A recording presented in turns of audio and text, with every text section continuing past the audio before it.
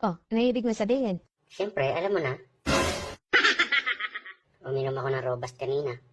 Ready na ako. Parang kahoy na, ang tigas. Tumigil ka. Meron ako ngayon.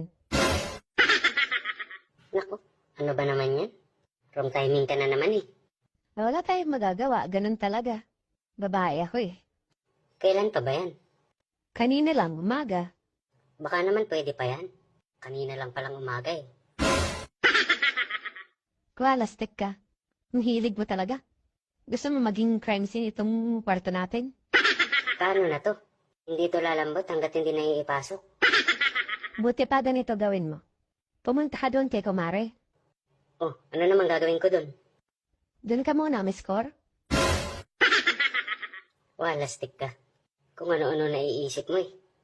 Hindi nga, pero biro.